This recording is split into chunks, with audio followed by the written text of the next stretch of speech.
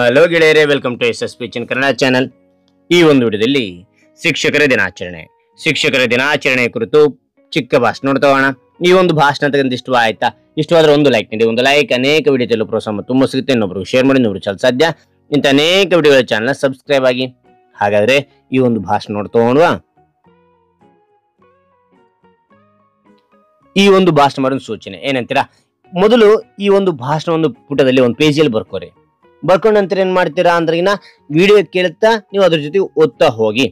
ನಿಧಾನಕ್ಕೆ ಪ್ರಾಕ್ಟೀಸ್ ಮಾಡ್ರಿ. ಅದಾನಂತರ ವೇಗವಾಗಿ ಓದ್ಲಿಕ್ಕೆ ಪ್ರಯತ್ನ ಪಡಿ. ಅದಾನಂತರ ಕಂಠಸ್ಥ ಹಾಕಿದ ನಂತರ ನೀವು ಭಾಷಣ ಮಾಡುವಾಗ ಎಕ್ಸ್ಪ್ರೆಷನ್ ಮೂಲಕ, ಹಾವಭಾವದ ಮೂಲಕ ಏನ್ ಮಾಡ್ತೀರಾ ಅಂದ್ರೆ ಭಾಷಣವನ್ನ ಹೇಳ್ತಾ ಹೋಗಿ.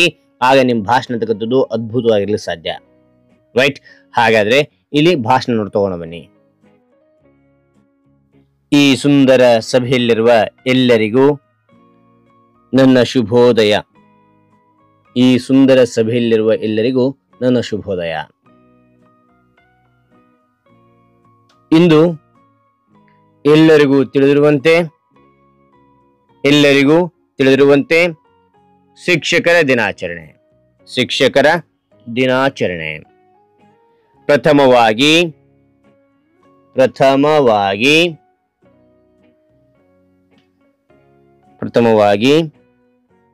ಎಲ್ಲ ಗುರುಗಳಿಗೆ ನಮಸ್ಕರಿಸುತ್ತಾ ಈ ದಿನದ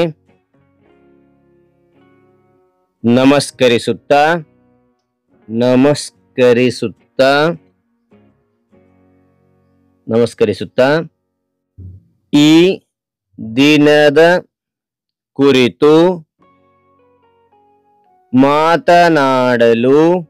ಮಾತನಾಡಲು ಬಯಸುತ್ತೇನೆ. ಮತ್ತೊಮ್ಮೆ, ಈ ಸುಂದರ ಸಭೆಯಲ್ಲಿರುವ ಎಲ್ಲರಿಗೂ ನನ್ನ ಶುಭೋದಯ. ಇಂದು ಎಲ್ಲರಿಗೂ ತಿಳಿದಿರುವಂತೆ ಶಿಕ್ಷಕರ ದಿನಾಚರಣೆ. ಪ್ರಥಮವಾಗಿ ಎಲ್ಲ ಗುರುಗಳಿಗೆ ನಮಸ್ಕರಿಸುತ್ತಾ ಈ ದಿನದ ಕುರಿತು ಮಾತನಾಡಲು ಬಯಸುತ್ತೇನೆ. 1888ರಲ್ಲಿ ಈ ದಿನದಂದು ಜನಿಸಿದ ದೇಶದ ಮೊದಲ ಉಪರಾಷ್ಟ್ರಪತಿ ಮತ್ತು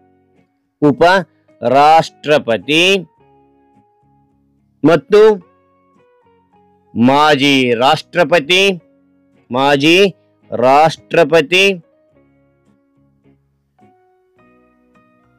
ವಿದ್ವಾಂಸ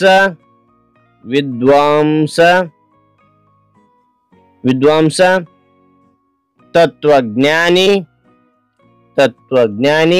ಮತ್ತು ಭಾರತ ರತ್ನ ಪ್ರಶಸ್ತಿ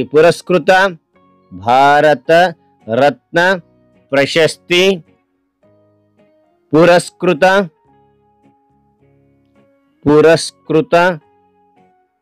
ಡಾಕ್ಟರ್ ಸರ್ವಪಲ್ಲಿ ರಾಧಾಕೃಷ್ಣನ್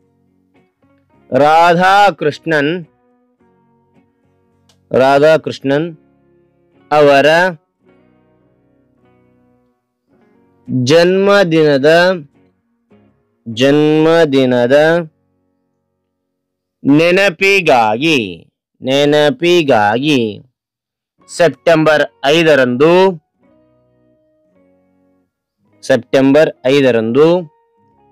ಭಾರತದಲ್ಲಿ ಶಿಕ್ಷಕರ ದಿನವನ್ನು ಆಚರಿಸಲಾಗುತ್ತದೆ. ಮತ್ತೊಮ್ಮೆ ನೋಡಿ, 1888ರಲ್ಲಿ ಈ ದಿನದಂದು ಜನಿಸಿದ ದೇಶದ ಮೊದಲ ಉಪರಾಷ್ಟ್ರಪತಿ ಮತ್ತು ಮಾಜಿ ರಾಷ್ಟ್ರಪತಿ, ವಿದ್ವಾಂಸ, ತತ್ವಜ್ಞಾನಿ ಮತ್ತು ಭಾರತ ರತ್ನ ಪ್ರಶಸ್ತಿ ಪುರಸ್ಕೃತ ಡಾಕ್ಟರ್ ಸರ್ವಪಲ್ಲಿ ರಾಧಾಕೃಷ್ಣನ್ ಅವರ ಜನ್ಮದಿನದ ನೆನಪಿಗಾಗಿ ಸೆಪ್ಟೆಂಬರ್ 5ರಂದು ಭಾರತದಲ್ಲಿ ಶಿಕ್ಷಕರ ದಿನವನ್ನು ಆಚರಿಸಲಾಗುತ್ತದೆ. ಡಾಕ್ಟರ್ ಸರ್ವಪಲ್ಲಿ ರಾಧಾಕೃಷ್ಣನ್ ಅವರು 1962ರಲ್ಲಿ ಭಾರತದ 2ನೇ ರಾಷ್ಟ್ರಪತಿಯಾಗಿ ಅಧಿಕಾರ ವಹಿಸಿಕೊಂಡಾಗ ಅವರ ವಿದ್ಯಾರ್ಥಿಗಳು ಅವರ ವಿದ್ಯಾರ್ಥಿಗಳು ಸೆಪ್ಟೆಂಬರ್ 5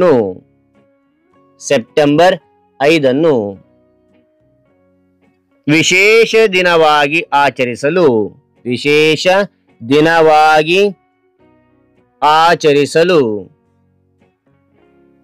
ಅನುಮತಿ ಕೇಳಲು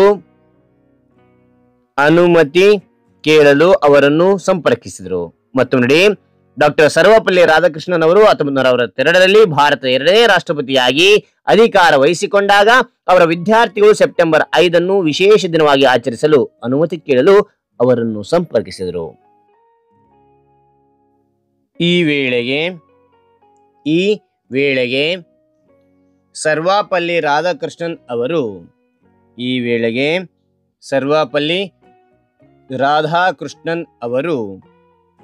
ಸೆಪ್ಟೆಂಬರ್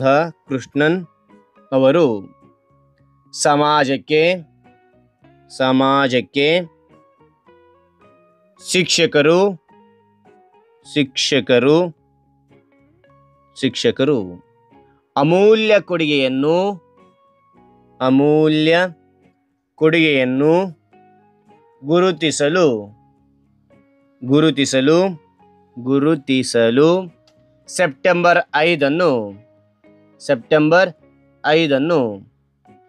ಶಿಕ್ಷಕರ ದಿನವನ್ನಾಗಿ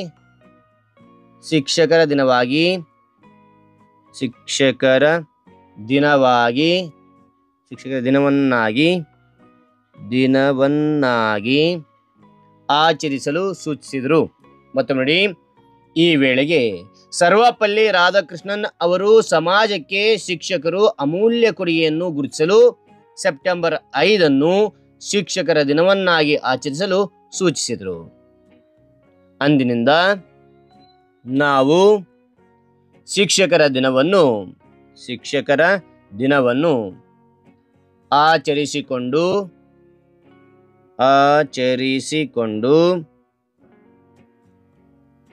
ಬರುತ್ತಿದ್ದೇವೆ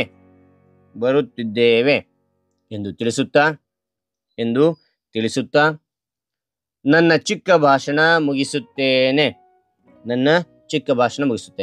ರಾಧಾಕೃಷ್ಣನ್ ರವರಿಗೆ ಜಯವಾಗಲಿ.